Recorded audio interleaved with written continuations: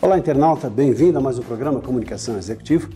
E sempre nossa preocupação é trazer pessoas interessantes, com conteúdos interessantes, com algo relevante para você, para a sua carreira, para a sua vida pessoal também.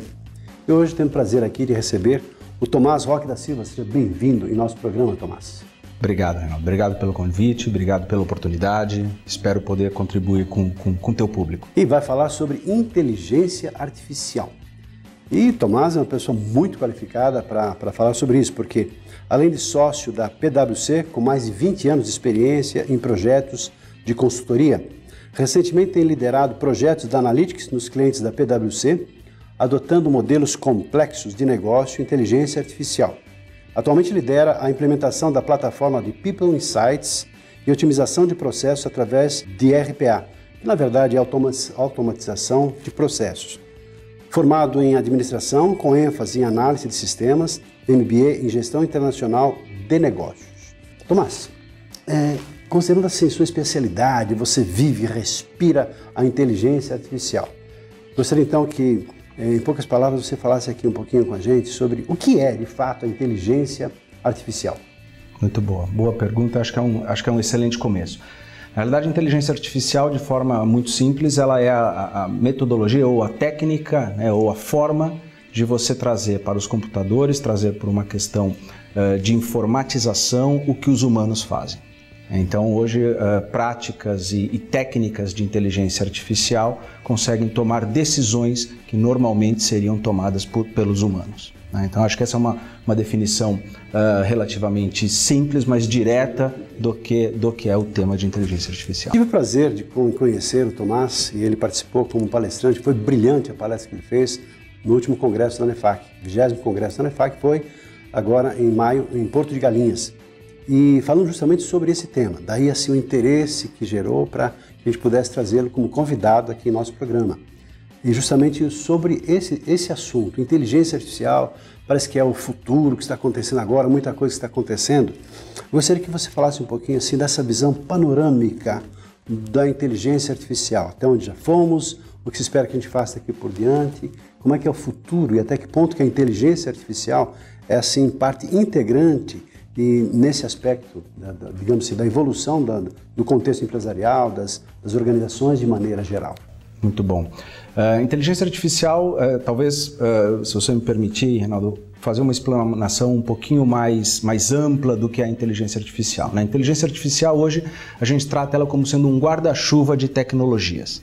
Então, você tem desde tecnologias que a gente conhece como uma machine learning, para você fazer a tratativa de volume de dados, e isso faz parte do guarda-chuva de inteligência artificial, até, por exemplo, deep learning, que são técnicas de processamento de imagem.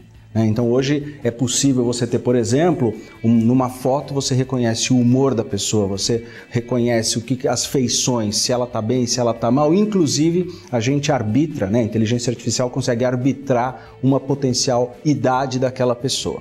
Então a gente vai desde um processamento de dados, até a identificação de imagens, até, por exemplo, os carros autônomos.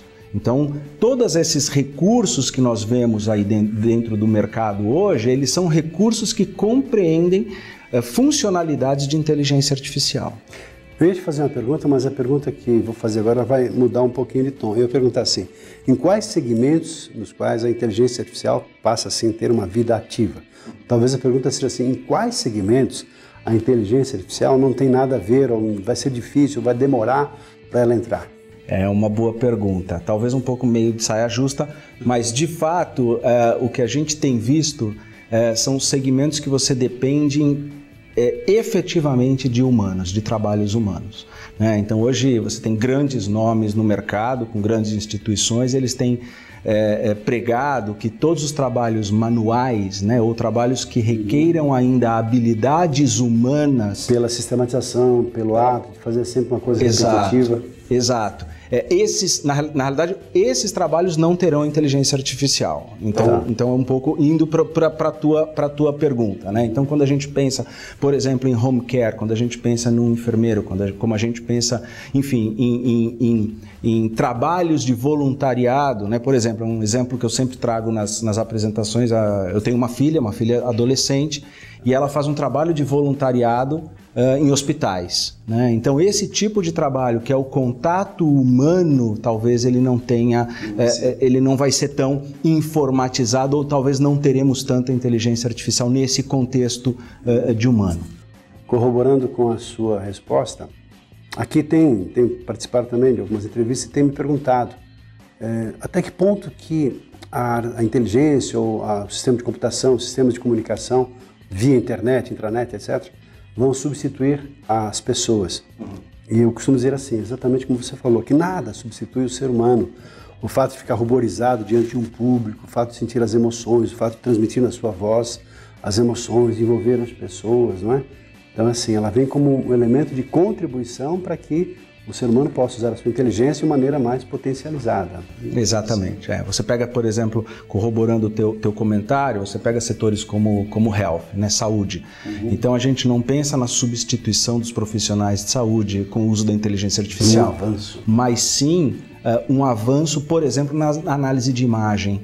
Então hoje, com a inteligência artificial, a gente consegue fazer uma análise de imagem muito mais precisa, muito mais clara. A gente consegue usar os históricos de exames em outros pacientes. Então o computador, né, ou a inteligência artificial, ou o mecanismo a qual todo esse processo está inserido, vai ajudar o médico. Então a gente não está substituindo o médico, a gente está, na realidade, dando um maior conforto, maior informação para a tomada de decisão. Você falou agora há pouco que a inteligência artificial, através dos seus mecanismos, da sua tecnologia, ela já tem ajudado as pessoas a identificarem as emoções, como é que a pessoa está ou não, a partir das suas feições, a partir das suas manifestações corporais. Além disso, quais são os recursos de inteligência emocional em aplicações mais práticas? Por exemplo, em comportamentos, em relacionamentos, em outras situações que você identifica pelos seus estudos, que você tem observado, que podem ser aplicadas.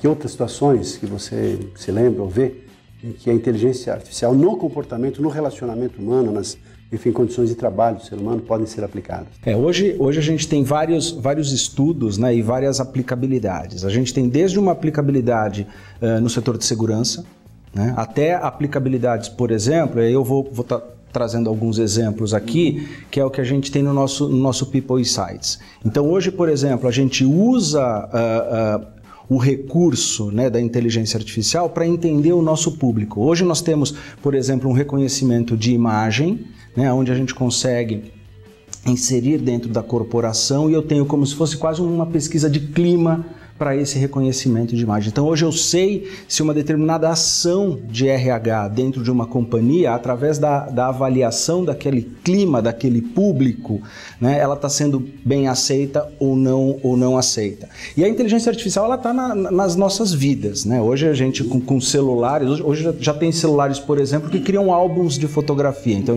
Então isso facilita a vida, né? Você já tem, por exemplo, recursos, de novo, nos celulares que separam e até identificam pessoas de uma mesma família. Então veja, se a gente fizer uma análise, né, um pouco mais detalhada, a gente já está trabalhando com inteligência artificial, não precisa ser uma Sofia, né, que é o exemplo da primeira humanoide que nós temos aí, reconhecido pela Arábia Saudita, né, mas está no nosso dia, no nosso celular. Né? Quer seja um simples foco ou quer seja uma organização das fotografias. Então, de fato, a gente tem esse convívio de inteligência artificial muito latente, né? Outros exemplos, por exemplo, você tem o tema de empresas como Netflix, né? A Netflix ela usa o teu hábito, o teu comportamento, o teu tipo de filme para sugerir novos filmes, né? Isso é muito legal. Outro dia vendo, sou assinante e tal, participo, assisto lá algumas séries e tal. Os filmes recomendados para você, Reinaldo. Como é que a pessoa sabe? Será que ela fez alguma pesquisa? Não. É muito legal. A partir do estilo dos filmes que eu tenho assistido, ela identifica outros que sejam semelhantes e me apresenta. Exatamente, porque existem recursos, por exemplo, dentro do filme, ela consegue avaliar se é um filme de ação, se é um filme de humor, se é um filme romance, e conforme você vai assistindo, né, dentro do teu catálogo, ela começa a entender o seu comportamento. E a partir do teu comportamento, ela sugere músicas também. E algumas empresas, né, grandes empresas, por exemplo, usam esse recurso para reter cliente. Então hoje a gente consegue, através até de modelos estatísticos, através de grande massa de dados, você consegue entender comportamentos de clientes para que esses clientes se mantenham na base, a gente evita o famoso churn.